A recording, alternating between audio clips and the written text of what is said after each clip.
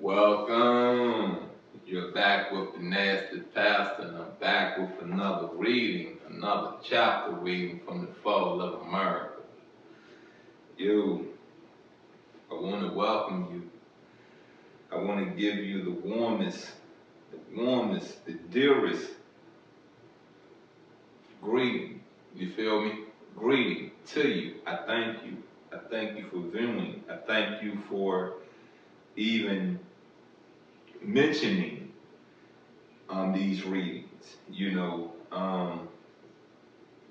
We're almost through the last quarter of this season of this year, and we're gonna start a new season.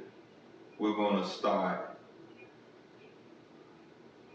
some new ventures in our lives come 2025. Now, it's said 2025 gonna be the most roughest year you have ever came through. So when you do the math of 2025, that's 5, 6, 7, 8, 9. So something is being created January the 1st. You feel me? So I say to you this right here. Go into your church. Go pick your religious book up. Instead of, as far as Richmond, Virginia go, instead of going down Currytown watching the ball drop, why don't you watch the ball drop from home or drop from a church and get your worship on, get your protection on, put your shield of armor on? Because if it's going to be the most ugliest year you're ever going to go through, the most ugliest year you're ever going to go through, then that means dominion has been given over evil. You understand what I'm saying? Dominion has been given to evil. So how do you be evil? How do you overcome evil? Move away from it. You feel me? Put protection on things that you need codes to get into.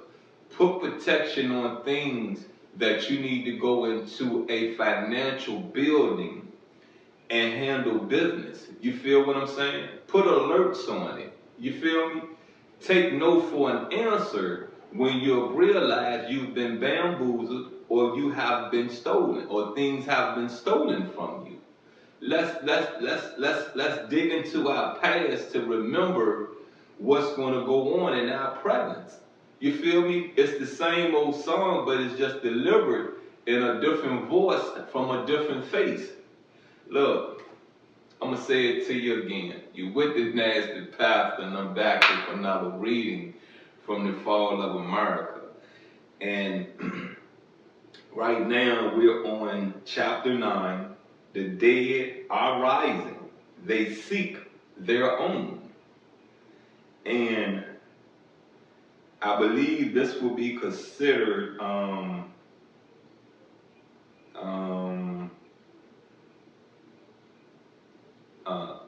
I believe we will be in part 2 of chapter 9. I believe this will be part 2 of chapter 9. Let me make sure. Let me do this right, so that I'm accurate in what I'm saying in my readings. You know what I mean? So yeah, this will be chapter 2 of chapter 9, and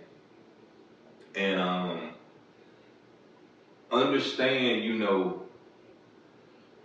most evil acts is presented differently, but it does not change under this sun. It does not change under this moon. It's the same method, but it's just presented to you differently. You feel me? Your first method, they probably crooked you in 5 minutes. This time, they're going to crook you in 2 minutes. You feel what I'm saying? Look, let's get on into this reading. And it starts off, 1, 2, 3, 4, 5, good.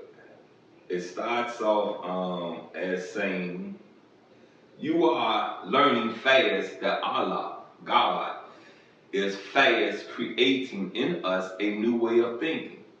For the way in which we had been thinking was in a way of untruth and unseemly way of understanding. America is a country where evil is dominant, and the people in America think nothing but evil. It is very seldom that you can talk to a person without getting the thought quickly that their mind is filled with evil. We, the black people in America, are called the dead, spiritually. And we, the black people in America, now desire to make for ourselves something better than what the slave master's children have made of us. We want to make something better of ourselves than what the slave master's children still do make of us. Look at the many people who used to be stage actors and who are now forsaking the stage as being a mockery to them, and are now former stage actors who want to be seen and converse with civilized black people, and not as some kind of stage actor. The white stage actors are with some sense because they are civilized. A meaningless act is not enjoyed by a people who are intelligently learned into the knowledge of civilization. But the poor black man in America has no knowledge of any civilization. But the white man has gotten into all of the civilized people of the earth, and he knows them and they know him. I'm going to pause the reading for a minute and say something, you know what I mean? The minister pointed out some things that I've already said to you, you know what I mean? You know, the world started off, and history has proved that Africa civilized itself before any part of the world. Got me? Now, if you do the understanding, if you do the processing of where we at today, we was taken from a land, got me? So when we was taken, that fueled fear, hate, and control in us if we are scared to die. You got me? Fear, hate, and control is what that voyage across the ocean to America did. So now that we are in America, we are controlled, we are beat, we are belittled, we are, how to put it,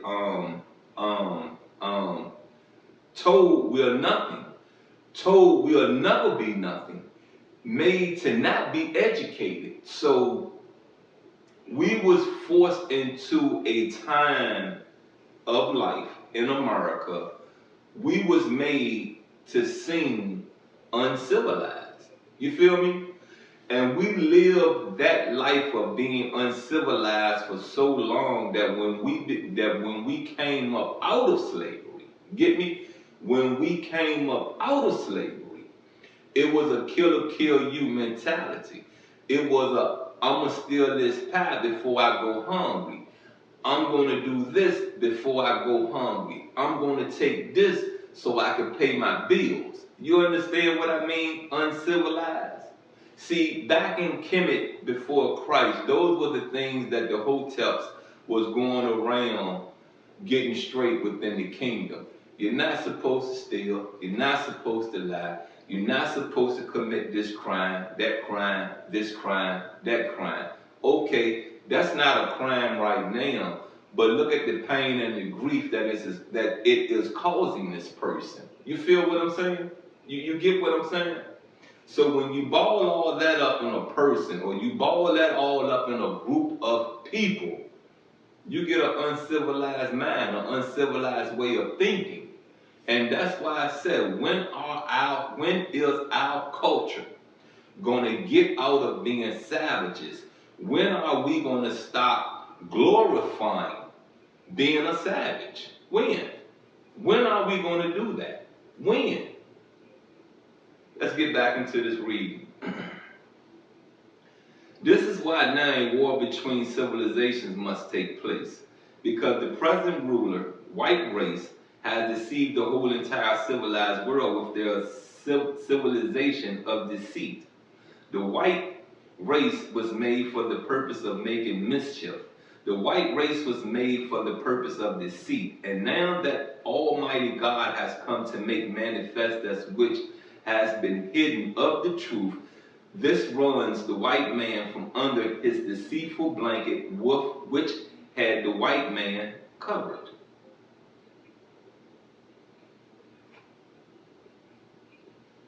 As the Bible teaches us, God will pull the covering off of the cover and show the nations his white race's shame. If the white man had not been uncovered by Almighty God, Allah, who came in the person of Master Muhammad, to whom praises are due forever, I do not see any cover left for the white man's skin. By Allah God pulling the cover off of the white race, this makes it possible for us, the black people who were deaf to the knowledge of the truth, to see the natural characteristics of this deadly white enemy of the black man. That's the end of this part, part 2 of this reading. Let me make sure I'm doing this right. That'll be 1, that'll be 2. Yeah, this is going to be the end of this part 2 reading of chapter 9. But I want to leave off saying this right here. You know what I mean? I've spoke of Master Farad before Muhammad. You got what I'm saying? I just said Master Farad, or I said Farad Muhammad. You got what I'm saying?